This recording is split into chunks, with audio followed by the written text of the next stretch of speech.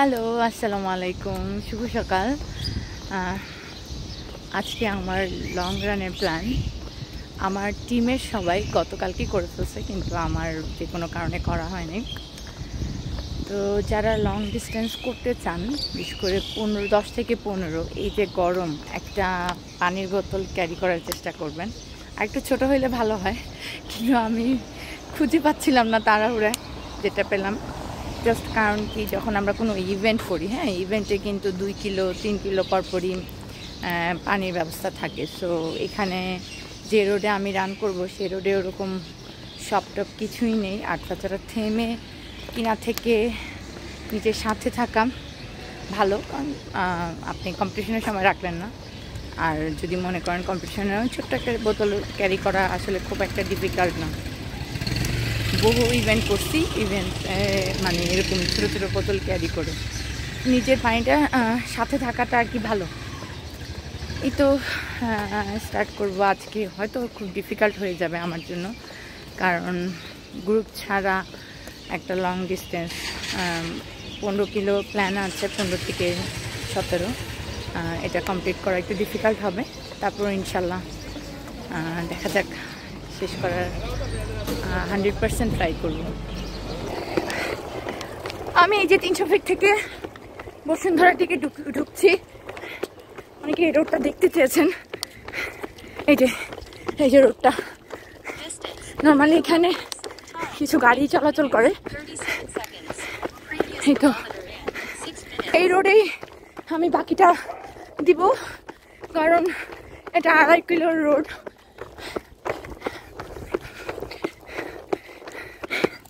আর যে আমি বসুন্ধরা রোডটা আছি, পুরো রোডে আমি একা, একটু ভয়ও লাগতেছে।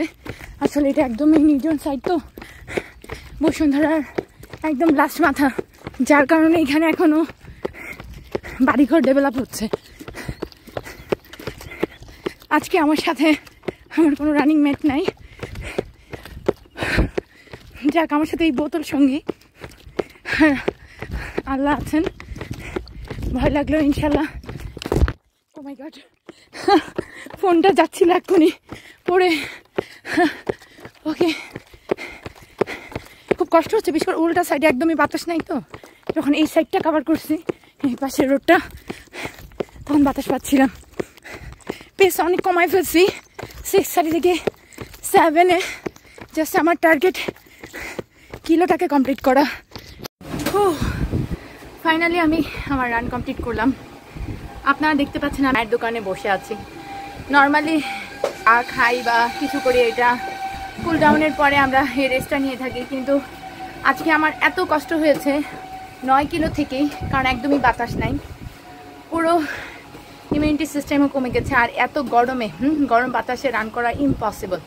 তো আমার কাছে 10 কিলোর কষ্টটা আমার কাছে মনে হচ্ছিল, আমি মনে হয় 42 কিলোর কষ্ট হচ্ছে।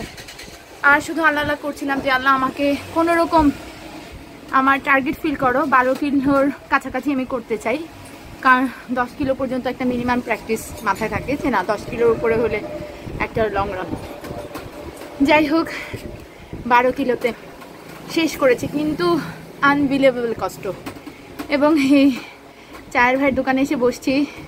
ঠান্ডা পানি খাওয়া উচিত না, তাও নাকি আমি বসছি, একটু ঠান্ডা পানি দেন। আর যেটা আমি বলবো, অনেক গরমে কিন্তু গরমটা খুব আরাম দেয়। হ্যাঁ, আপনি যদি গরম চা খান, গরমে গরম কাটে। যেমন লাস্ট ইভেন্টে আমরা অনেক চা পেয়েছি, আনলিমিটেড চা ছিল।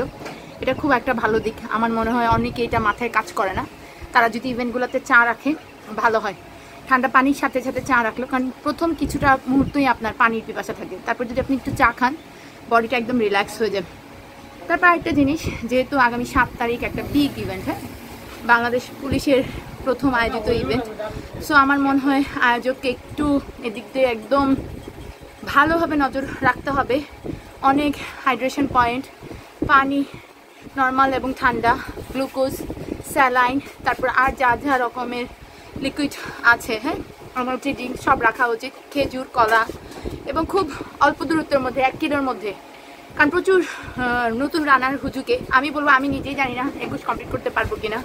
আমার কাছে মনে হচ্ছে আমিও হুজুকে করে ফেলছি, কারণ এই গরমে জুন জুলাই সবচেয়ে খাড়া থাকে।